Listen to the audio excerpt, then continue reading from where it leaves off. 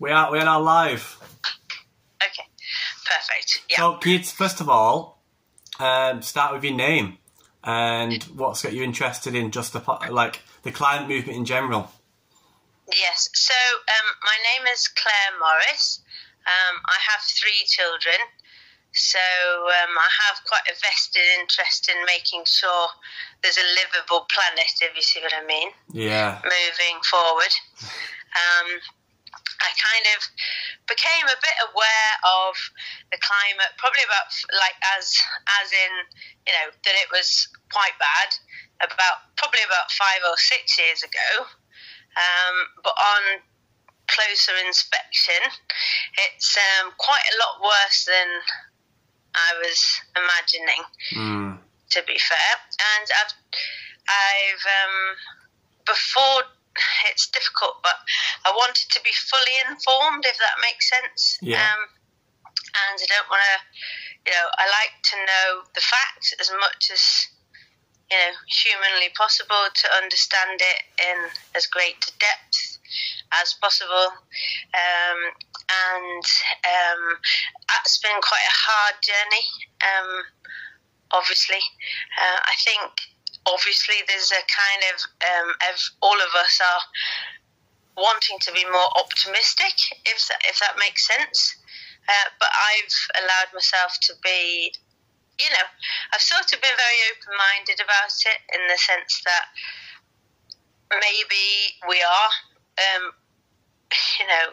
going, maybe it is a bit too late in the day to solve this, potentially. I don't know if that's definitely the answer yet, but I definitely have sort of sat with that idea, a little bit as well. So instead of being like, of course, I want to be just optimistic, because I'm naturally very optimistic, and I just want to be like, I'm sure this will be fine and this will all turn around.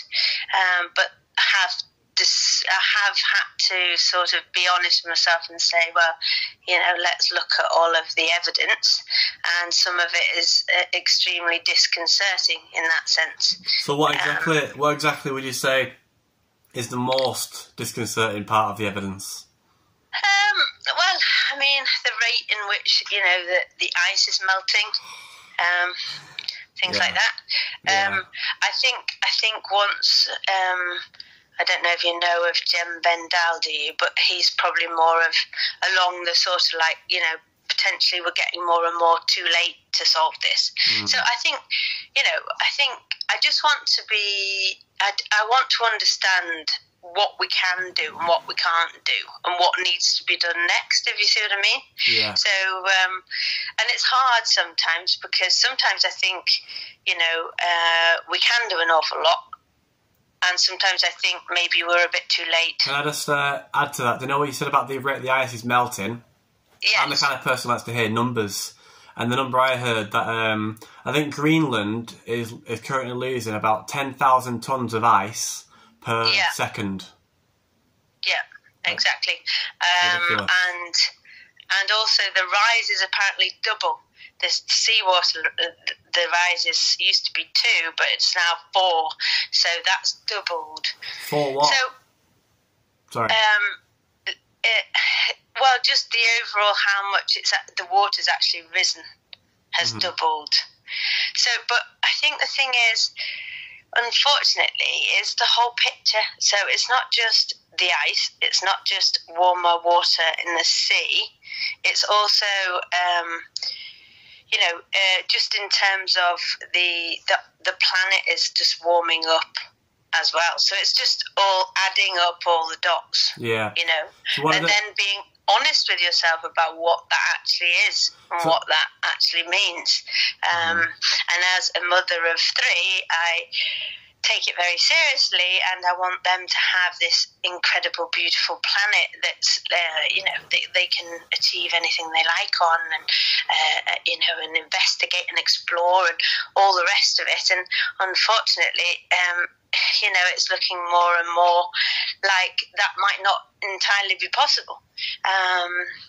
So I think maybe have investigated it to the extent that I'm slightly more on the maybe we are being a bit too late now. Does that make sense? I've crossed over into the... It's been a long journey and it's been quite hard, and I don't want to admit it to myself, but looking at the science, it looks like, I'd love to think we can, and I think we should still go all out to do whatever we can, because I think there will be an awful lot of damage, but it's damage limitation, and there's still quite a lot to save. Yeah. Can I add to that? Can I add to that one point? So I was weighing up whether it's too late or not to take action. But one of the things that I realised is, there's a lot of lives we could save through adaptation. So, if all the world's governments went into action today, they might not stop runaway climate change, but say, all the places where people are going to have to relocate from, leave, we could start that process early. So it's not a chaotic scramble, and we could get systems in place to harvest rainwater and do things start building huge greenhouses the size of warehouses to build and grow food stacked up. But there's a lot we could save. I reckon if we started now, even if we passed the point of no return, we could save billions of lives, in my opinion. So for me, I think you're right. I think you're right. And I don't know if you're aware of Peter Kalmus. Do you know? You've probably heard of him, but he's a NASA scientist, and he's very much on that page of, it's pretty awful, and we don't have a lot of time, but, there is still everything to go for in terms of what we can try and, either, if we act sooner, then we could potentially still save quite a huge amount. And obviously, I guess it's just totally, if you think about it, the way we've lived in our sort of lives, if you like, I'm 44, and, I didn't think that I didn't sort of judge my lifestyle like I do now. I realise now that I never should have been. I was flying around the world when I was 20 and didn't think anything of it. And, it was just sort of really being quite morally bankrupt, if you see what I mean, just totally overspending, over-consuming.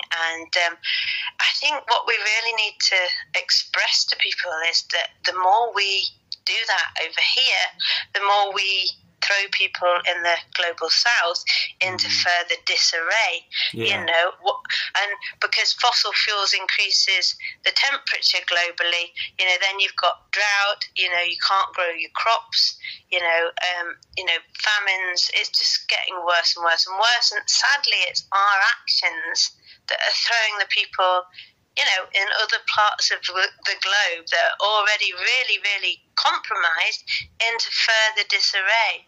And that's just something that is just, nobody should make peace with that, should they, really? It's morally irreprehensible, the people who've done the least to contribute towards the problem are suffering the most right now in the poorer countries, in Africa, around the, These small nations that haven't really been burning fossil fuels, they're the ones that get hit the hardest. Yeah. And so we need to ask ourselves, why do we not care? I mean, I care, you care, and there's other people that definitely care about this. We're not on our own. But, the way most people just go, they don't like this whole idea of business as usual being disrupted, to point this out. They don't like those difficult conversations, They just want to be sort of left, to just, mindlessly just go around, and unfortunately, that's why this is a struggle. That's why we're having this sort of fight, if you like, to get kind of moral justice for the global south or wherever in the world is suffering. I mean, these countries are already really in trouble. They're already trying to really, they're really struggling to feed their families and just do the basics, and climate change is just going to make that so much worse.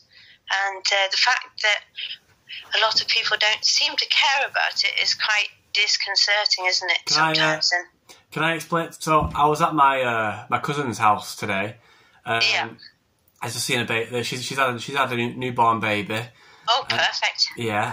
Well, I'm talking about this climate crisis, and I'm telling her mum about it, and she's like, you know, it's kind of depressing. That can we talk about something more cheery? And I'm telling her mum about it, and her mum's saying, her mum's just like, yeah. And I said to them both, do you know what this feels like? Imagine that you're in a house, right, with all your family, and you walk downstairs into the kitchen, and there's a huge raging fire.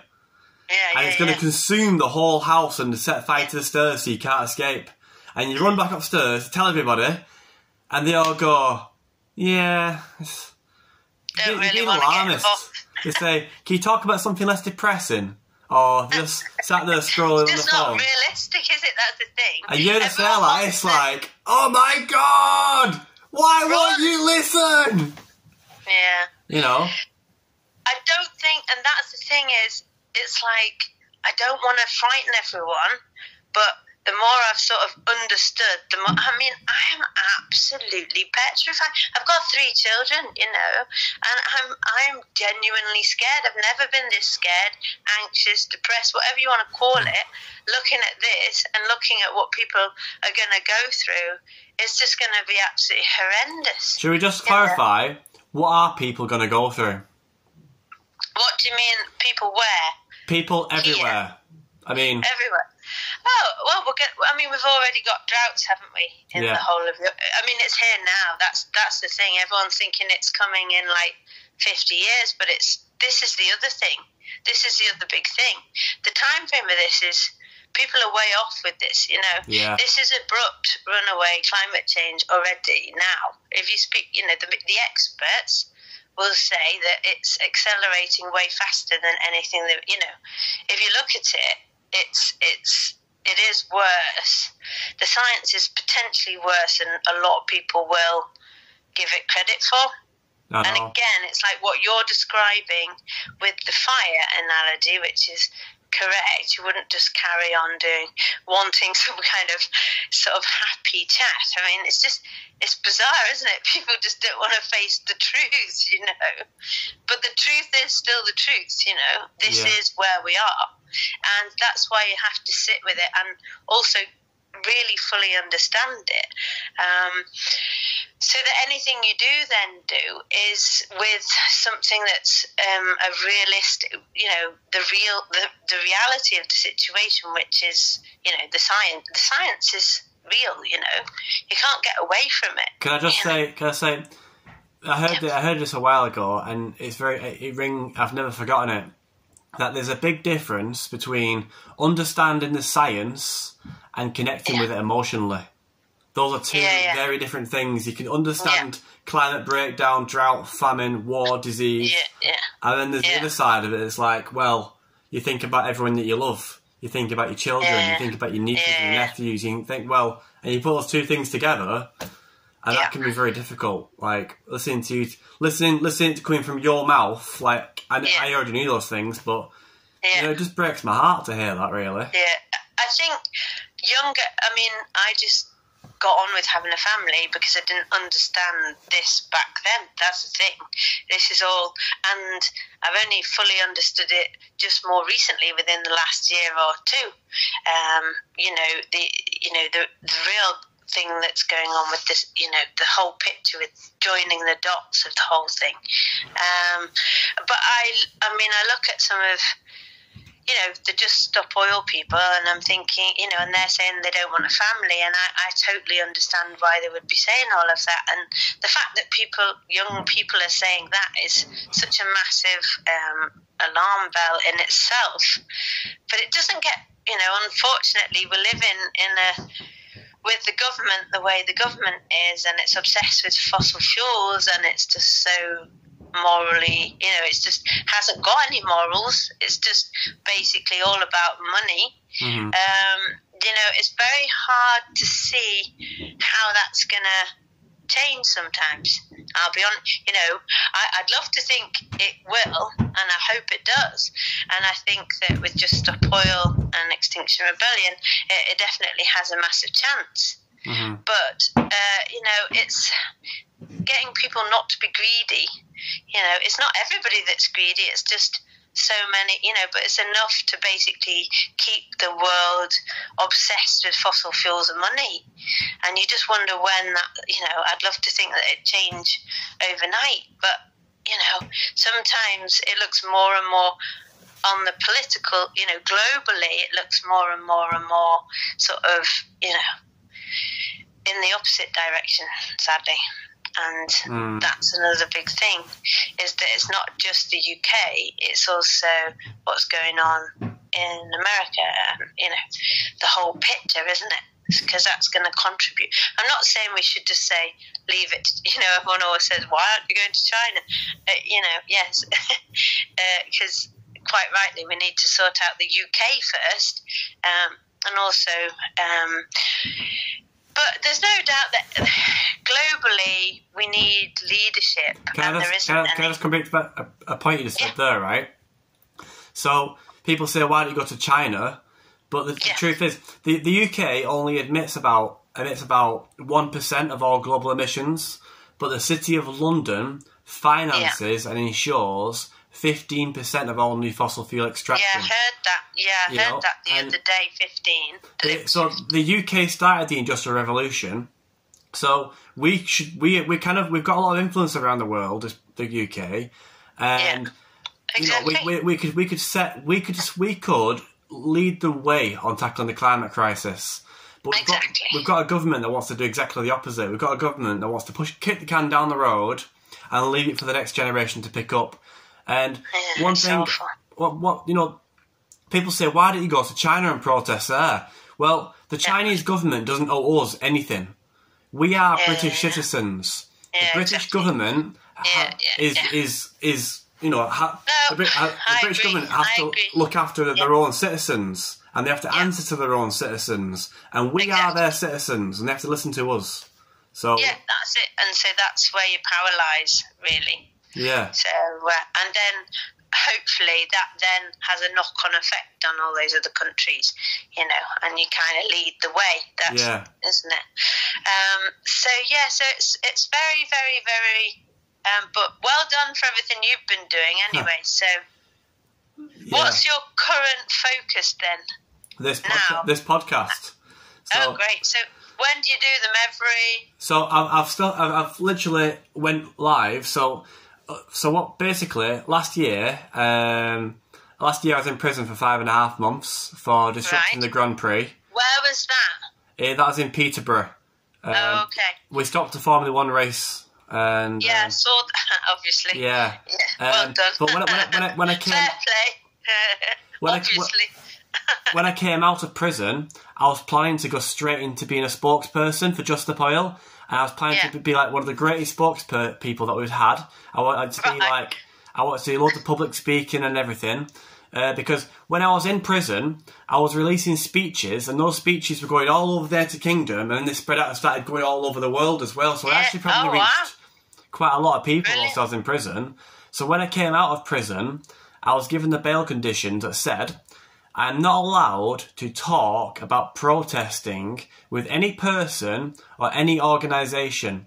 And if I broke those bail conditions, I'd be remanded back in prison until July. Wow, that's crazy. And I couldn't believe what I was hearing, That is unbelievable. You can't say that. Well, I said to my solicitor, is there anything I can do about it? And she said, if you try and fight this now, they'll remove your bail altogether and throw you back into prison. So there's nothing you can do about it. So I've been pestering them, applying to get it off. And I got the F1 case finished like 2 weeks ago. That's good. Yeah, well done. I only got community service for that. So once that's over with, I've been applying to get my freedom of speech reinstated. And as of I think it was like the 17th of April. I can't believe they even say that you're not allowed. I mean, it's free speech, but isn't now, it? That's the whole point. As of Monday, they've lifted it. I'm now allowed to. I'm now allowed to That's discuss why protesting. you're making these podcasts. Yeah, exactly. Yeah, because I can. Well, I think, at the end of the day, you need to turn up the volume of the good voices. There's a lot of people saying good things out there in life, and unfortunately it gets dominated because of the state of the media. The whole thing just gets dominated by greedy, just morally bankrupt people all the time, and you never really get to hear. But luckily I heard Clare Farrell from the Extinction Rebellion, and one of the Just Stop Oil, James Skeet, he was on. They have been on mainstream. The problem with that, right, is they're going on with these presenters who are trying anything they can do to make you look like an idiot. And you've only got like 20, 30 seconds to speak, and then you get cut off again, and then you get another 20, 30 seconds. They were a bit better this morning. Honestly, it was a bit better. It was a bit better. Yeah. It was quite a lot better. Good. I can feel a bit of I can definitely feel like things are moving in a better direction. I'm not saying all the time, but I think that people are giving them more airtime and taking them more seriously, and they are taking up the space in the media either way. Well, compared to where it was at the beginning of all of this, I think you've got to look at how far you've come with all of this. Through everybody like you, prepared to do what you've done. I mean, I've been wanting to go to prison. The trouble is, I'm a teaching assistant, and at the moment, I'm a main breadwinner for 3 kids, and so if I go to prison, I can't work in my school. That's the problem for me. But it doesn't mean I can't do other things, I respect a huge amount everybody that has been to prison, and I have seriously thought about it myself.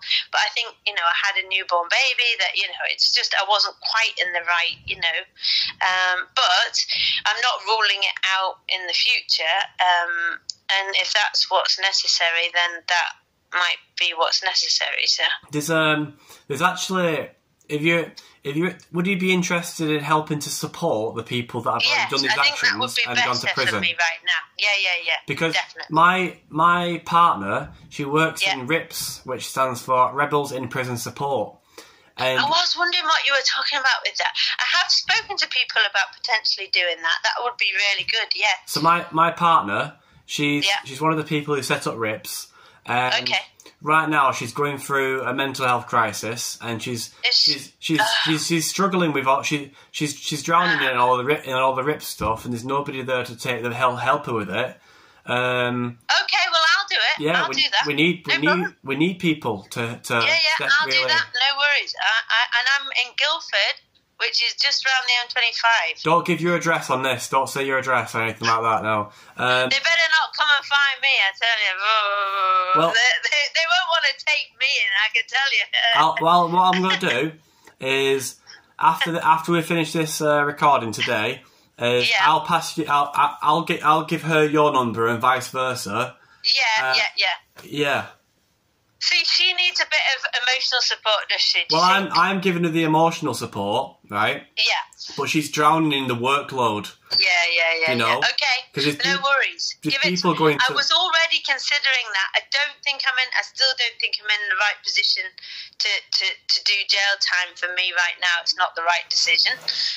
So I admire everyone that is, but I just don't think I can do that right now. But I think to be fair, the support is just as vital as It is. I think it's just as important. Because without that, the other won't happen anyway. Because it all falls apart. Can I say it's going to be like sorting out their emails, starting fundraisers, filling out spreadsheets, doing emotional support for the family, all that kind of stuff. That'd be fine. Yeah, that's fine. Tell her, definitely, I'd like to help her. And and also, I will try and give her a bit of moral support as well in that way. Because, you're all doing... Do you know Mick? I don't know where he lives exactly. I know a few Micks. Mick. M-I-S. He's... I think he's done quite a lot for Just Stop Oil. I probably know his face. Yeah. Okay, well, well done to you for all you've done. It's very impressive, and we need more like you, so I'm happy to do the support. So I've not got any kids of my own. You know, I'm a bricklayer by trade, so I can always go back to work. So it doesn't affect family or kids, or it affects my parents, but. You know, what do you mean? In what way does it affect your parents? The whole thing, well, you being in prison. You can imagine. Can you imagine if one of your boys was doing what I've done? Well, I'd be proud of him. That's what I'd be. Yeah, but the trouble is, if you've got a really sort of traditional, opposite-thinking kind of family, then maybe they're not so on board. It depends. Well, my mum said to me. You know, she said she understands why I'm doing it, but she just wishes it was somebody else doing it, not her son. But is she quite right-wing, or is she more sort of along your philosophy? She doesn't really follow politics at all. She's not left or right. She doesn't really have any strong feelings.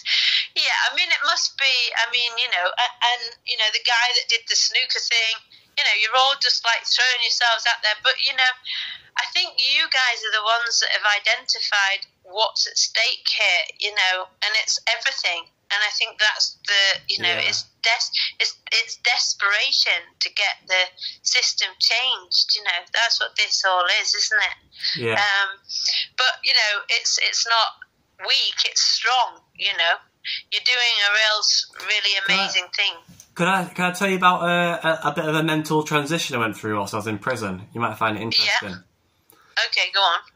Right, so I'll try and get this not go on for too long anyway. Yeah, go on. When I first started taking action, I was acting out of despair, right?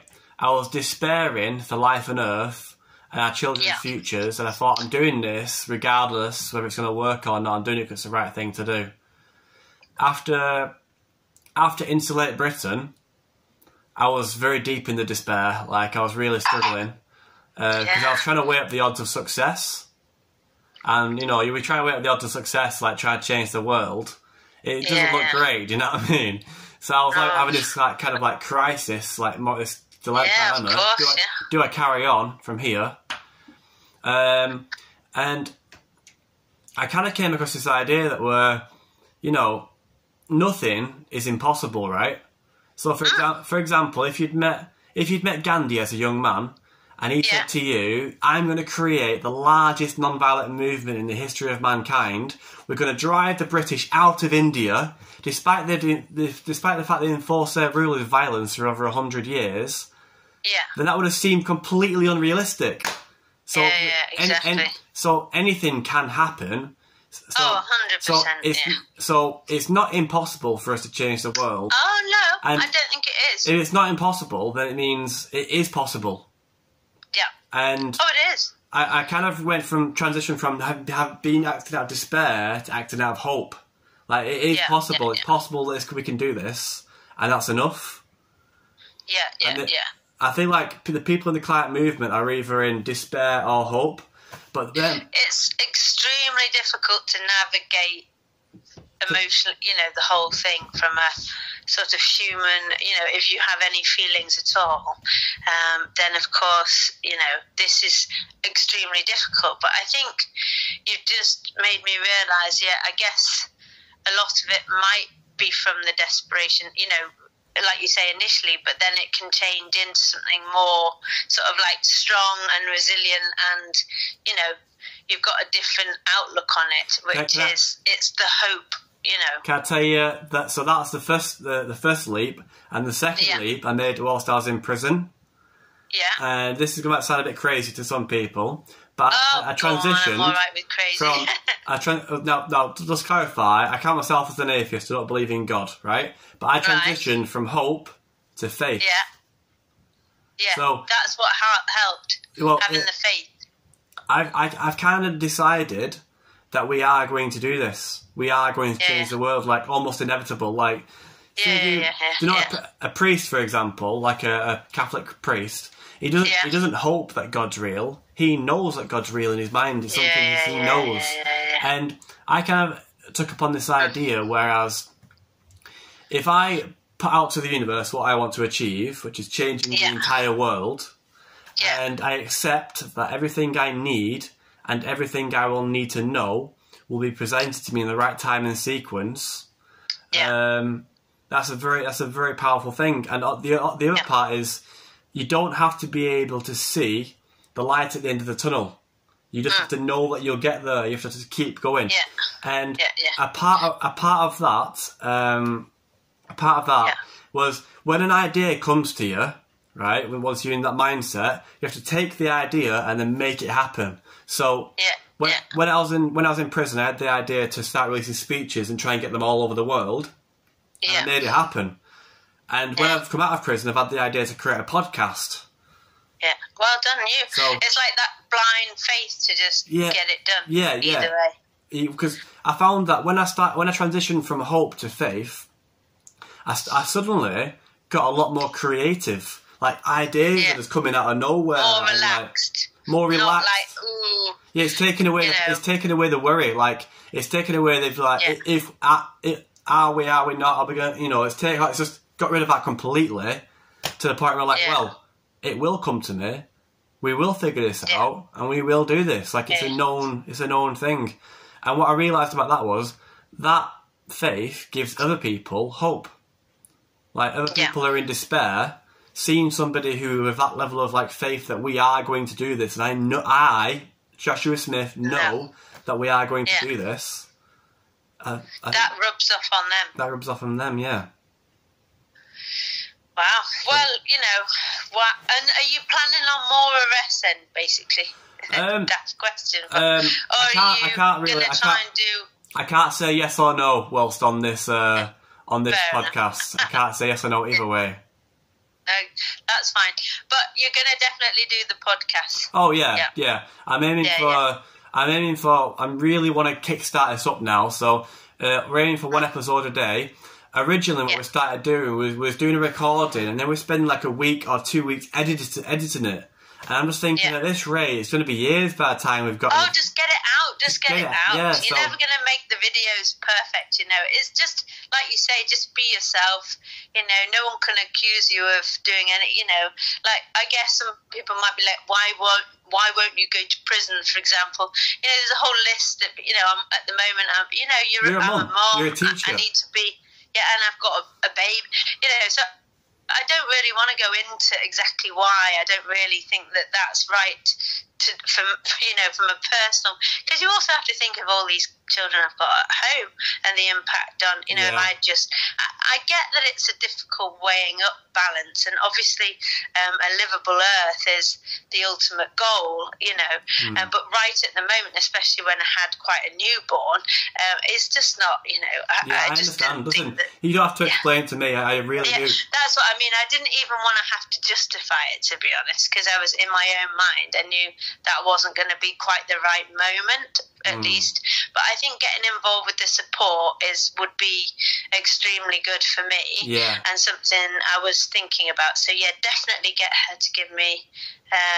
Well, you can give me her number, and I'm more than happy to help in any way I can. So Oh, that's so amazing. Honestly, that's really helpful. Oh yeah. Of course. I mean, I can't be any more delighted with how well the Just Stop Oil campaign's gone. I mean, it's just brilliant. And I love, the more radical, the better. I'm like, all this kind of, the Extinction Rebellion still has a massive place, but I think at this, like 5 minutes, 10 minutes, 15:15 midnight, because we're not at 5 to midnight anymore. Yeah. It's like time is of the essence, and then sadly, you have to get more and more radical. Did you see the latest IPCC report recently? Yeah. This is humanity's last chance, really. Oh, we're out of time. Like, we're totally and utterly out of time on this. And that's, maybe we've got, what was it, 2 to 3 years, and now we've done a year or something, and now we've got 2 years. But now, it's what you have to try and achieve in those two. It's quite a huge, change globally that needs to shift, for any, to drive down emissions globally. The political thing needs to we're gonna an overhaul, and we need leadership.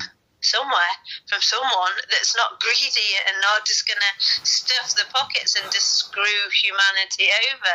I mean, it's just unacceptable, isn't it, in the extreme? Yeah. You know, if you think about it, what they get away with doing. I think we need to disconnect. So I think that the problem right now is money rules the world. Like, the corporations that make billions hand over fist are controlling the governments.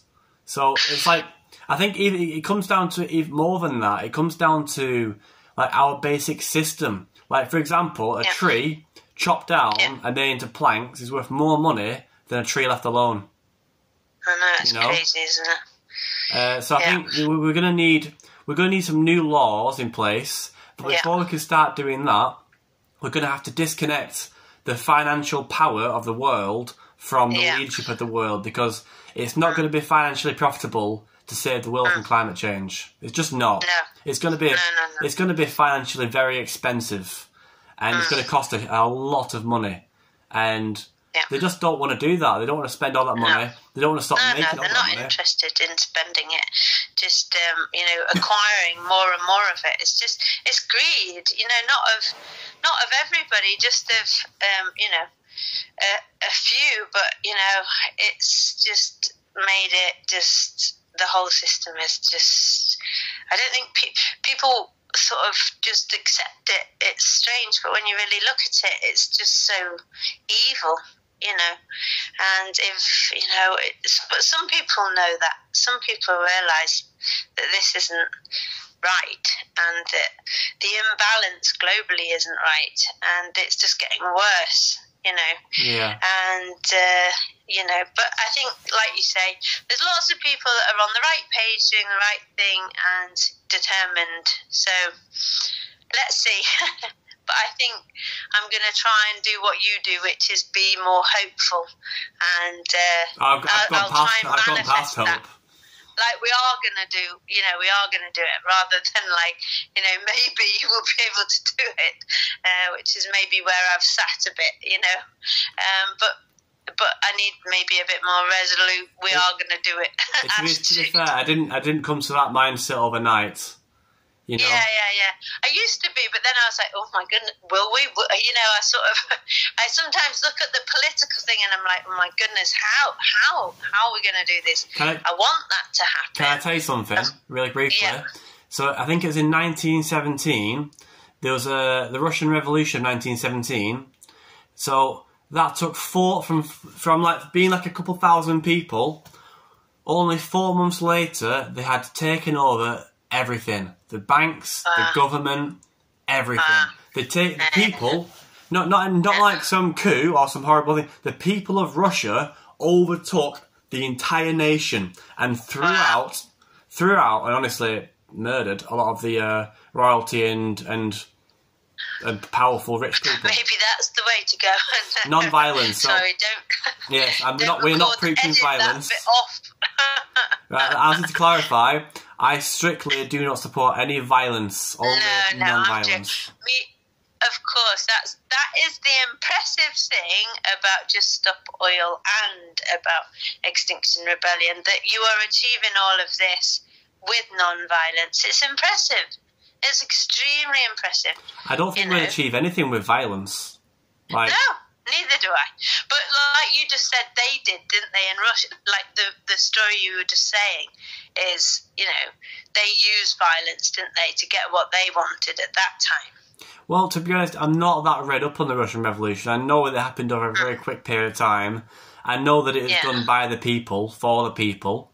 And I know that once it happened, all the other countries in Europe that were still ruled by the elites put a trade blockade in Russia, so the whole system failed. So the people starved and they ran out of fuel because they wanted it to fail. Yeah. So it needs to happen globally, everywhere at the same time, basically. We need one big global revolution all at the same time. Non-violent revolution, so that we have peace afterwards. I'll be manifesting it. I'll just be believing it will happen from now on. I think it's going to happen this year. And that sounds crazy. Honestly, like the amount of they actually seem to want to speak to. It used to be like a side issue, extinction. it used to be like, oh, right, they've got those sort of crusty lefties, whatever, the broccoli, Mr. Broccoli on, whatever. And it used to be like a bit of a sort of like, you know, whereas now it's not. It's like everyone's a bit fascinated with it. And everyone knows, 80% of people know that there's a major climate crisis, catastrophe, whatever you want to call it. And I think people are actually interested in it to more and more, you know, and I think that's only going to continue. So I think this is the moment to make change. I really do, because people do know, whereas before it was probably only about 20% understood that. So I think it's moved. You know. Can I just clarify to anybody that's listening that's not following with us so far? We're not asking you to stop driving your cars. No, I'm not. I still occasionally drive mine. I don't fly anymore, though. We're asking the government, right? we want so Just Stop Oil are demanding that the UK government does not licence any new oil or gas projects in the United Kingdom. What we suggest, because the question from quite an intellectual person, they'll ask me, well, what are you going to replace oil and gas with? And the answer is not an easy one. We're going to have to start the world's largest infrastructure project that's ever been in the history of mankind. So the UK, for example, we are surrounded by ocean. The tide falls several metres, rises and falls 4 times a day. That is a lot of energy that we're not harnessing.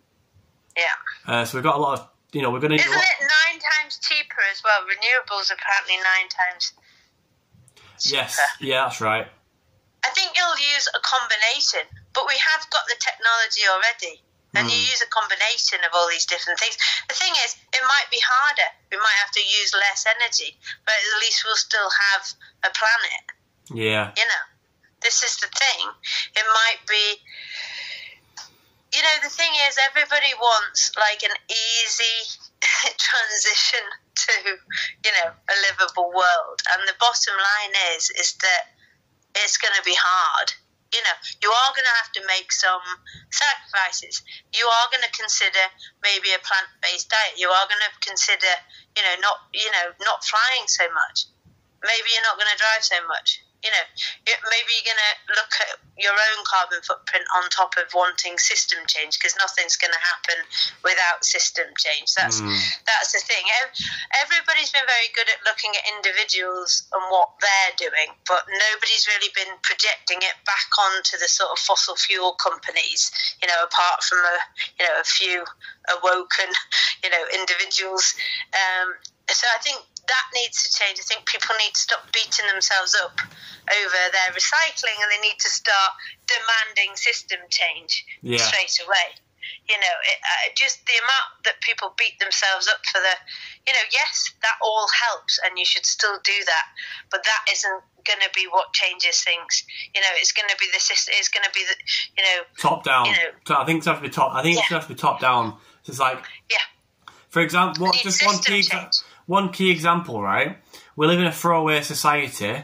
When your laptop's done, you can't get it fixed, or you have to get it thrown away. Or say if your washing machine, say if like the circuit board in your washing machine breaks, your washing machine's not designed to be fixable, because that's built into the profits of the company. Because if let's say like, for example, imagine Samsung and Apple made phones so good that they lasted forever.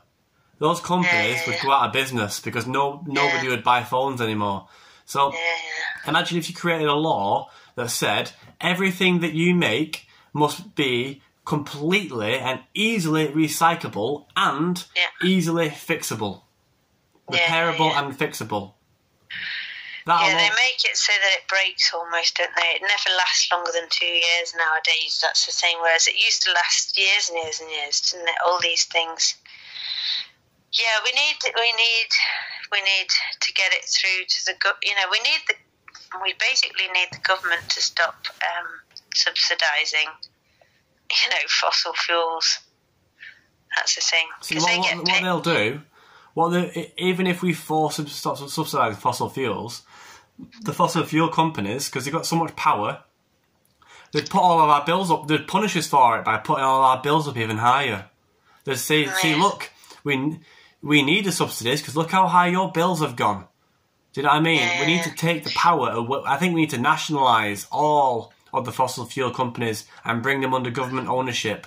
So that would be an idea. Yeah. So that it's no longer profit based. It's you know, resource based. It's just based. got out of control, like beyond anything, you know, that's reasonable, and the profits are just insane, and it just doesn't need to look like that. And then, you know, people can't afford their heating, you know. So that would be a good idea, bringing it under the government, basically. We need a better government to start with. Oh, I mean that you know, it's just not for the people, is it? It's just I don't think Labour's much better. Against people, against all, you know, it's just like they don't do anything for the people, do they really? Well, let's see what they're doing. They're making striking illegal. They're allowing fossil fuel oil companies to make record profits whilst making everyone suffer with the bills. They're allowing the train companies to charge extortionate, ridiculous rates, whereas in European countries you pay like €10 for a month. Really cheap. Yeah, it's ridiculous. Like it's all about money. Like they're trying to sell off the NHS as well to American healthcare companies. They just don't have any, you know, morals really. It's all to do with money. As long as if they get like money off any company, they don't mind if it's who it's from. Basically, they'll just take it, and that's what they've been doing with the fossil fuel companies, you know. So that's why they're kind of in bed with the fossil fuel companies, and I don't know how you break that bond. You know what I mean? That's, you know, how do you go about? Well, you're already doing it. I think just build the movement as well. What do you think about the size of a movement? And I mean, well, how big does it have to be to really seriously threaten the government in that way that change will then happen? You know, I think Just Stop Oil's getting pretty close. You know, because have you seen? They wouldn't be the government are really clamping down now. The CPS, did you hear, like the police are playing dirty? Can I say? Have you heard about? Yeah, like it's just going more and more and more. Have you heard about Morgan and Marcus? I said, of course. But, those are my friends. Inspired. Yeah. Two of my friends. Then, Morgan was my personal friend, and they're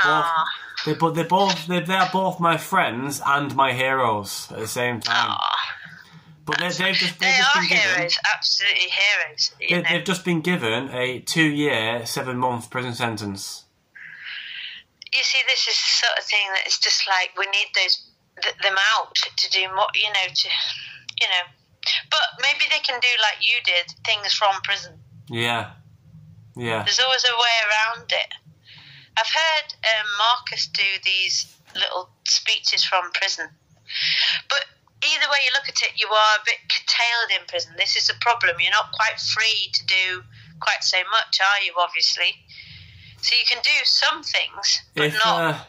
If I go back to prison, which is... I'd say there's a decent chance of that happening, then I'm going to continue my podcast from prison.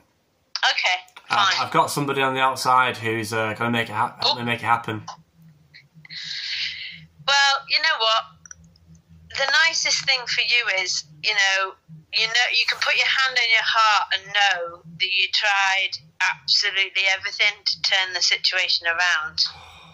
You know, yeah. It's such a heavy thing to be put on our youth, but not just our youth. Like you're an adult, like it's just a massive thing that's very heavy to be put on everybody, and it's a massive problem, and that's why I was like, I want to be involved. I might not want to go to prison, but I want to be involved to the extent that I don't want the youth to have to fight this on their own, because it actually wasn't their. They've inherited this problem from kind of my generation or my parents' generation, but they've inherited it, and it's not fair for them to carry that alone, you know. Mm-hmm. So at least you'll be able to know that you have done every single thing you can to turn it around, you know. Well, that's another thing. Like when I was sat there, I think I'm sorry for anyone because I've probably said this a couple of times now on the podcast. No, go on, you're right. When I was sat there at the Insulate Britain talk, like they give us first of all. So I'd just joined Extinction Rebellion. I'd been to the Impossible Rebellion march, and then I'd seen nothing happen. We had a march with thousands and thousands of people, and nothing happened, and nothing changed. And I'm sat there at this Insulate Britain talk, and they start by going over the science and what that will lead to. I think it came to. I think it was like. I think it was in like a decade or two. There's going to be 1 billion climate refugees who have to up and leave their countries. I think they say by 2050, yeah. But you know, again, like different people seem to say different things. Like they were talking about, you know, no ice, you know. Will this be the Blue Ocean event this year, or will it be next year? And they seem to think it won't be this year now, but it might be next year. But again, even experts can't pinpoint exactly when these things are happening. Let's finish what I was saying. So, so they mentioned about like, we're going to go and shut down the M25 repeatedly, like over and over and over again. And you were like, I'm in. Well, I thought, that might work. And then it was like, time, who's signing up? And I'm sat there and I'm thinking, well, if I do this, I'm almost certainly going to... I'm probably going to go to prison. I'm almost certainly going to get a criminal record. It will affect my life in a very negative way. And it'll probably follow me the rest of my life. And the defining question for me was I asked myself the question, a decade from now, 2 decades from now, when the chance to make a change has passed, and the climate's breaking down, and we're having massive droughts year on year, and food shortages, and there's children starving in the streets of the United Kingdom, will I look back at those years and regret doing everything that I possibly could to try and prevent the horror? You know, this if the government is evil and you're put in prison, if you think about it, they're evil and they're putting good people in prison. So the system is completely on its head anyway. So you haven't done anything wrong. You've stood up for the right thing. You might have been to prison, but, you know, your conscience is on the right side of other people, you know. And as long as... I don't think it matters. It doesn't all this like, they've got a criminal record and, you know, they're young, and it doesn't matter. I think the whole point is there might not be a livable planet if people don't do what you're doing. That's the hard reality of this, you know. So you're only really left with, and a criminal record. You can still do. You've got bricklayer. You know, you'll always be able to get a job. You'll always be able to get, even with a criminal record, you can get a job. So you don't need to be put off by that. You know, the only thing I'd say is, after so many times of putting yourself through, you know, I would just be careful, because you also are human, and you have to give yourself a chance to kind of like, maybe it doesn't need to be back to back. Maybe right now you're okay with that being back to back, but maybe you might need a break from that. Well, because you need it to be sustainable, like your fight, and you know. So I'm not trying to put you off going back in. I'm just saying, you know, that you're human, and you might find that you need a break from it at some point. I can have a break when I'm in prison. Exactly. That's true. It's not. But I think this whole thing of people being scared about having a criminal record, I think the worst life sentence, if you like, is not having a livable planet. Do you see what I mean? Yeah, and your children not having a future.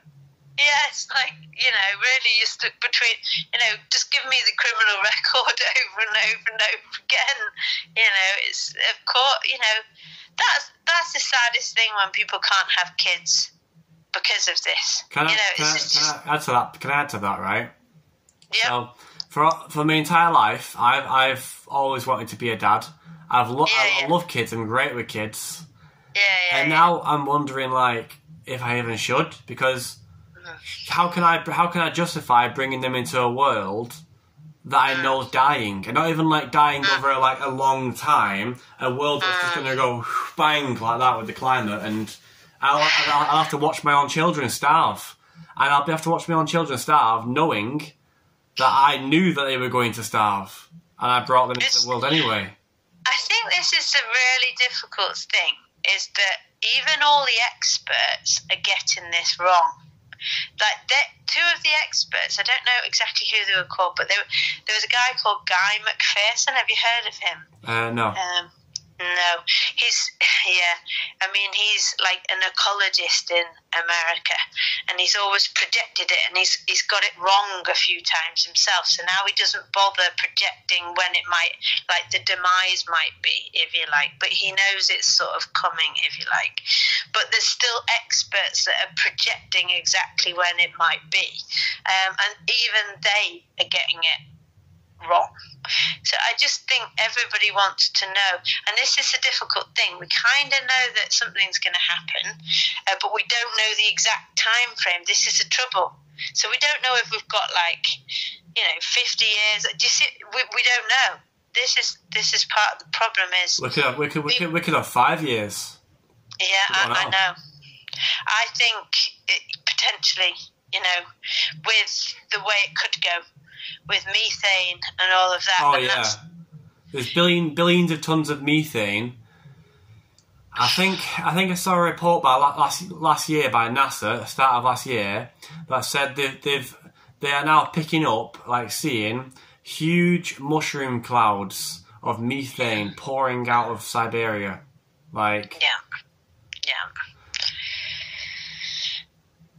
and this is what I meant by not very many people will have. I've got a couple of people. I mean, a lot of my family. They think I'm like a lot of people. They think I'm completely like, what the hell is she talking about? So I put more and more sort of like scientific graphs and stuff on, to back me up, because otherwise you're like this lefty, crusty, whatever they frame you as. With no facts on your side.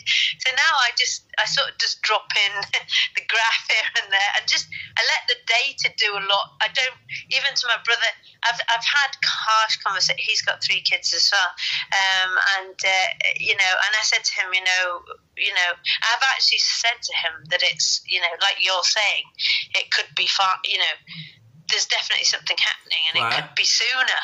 Claire? Yeah. I'm only able to record 1 hour at a time. And we're on 58 minutes. So, but we can continue. But I'm going to have to end this recording and start part 2.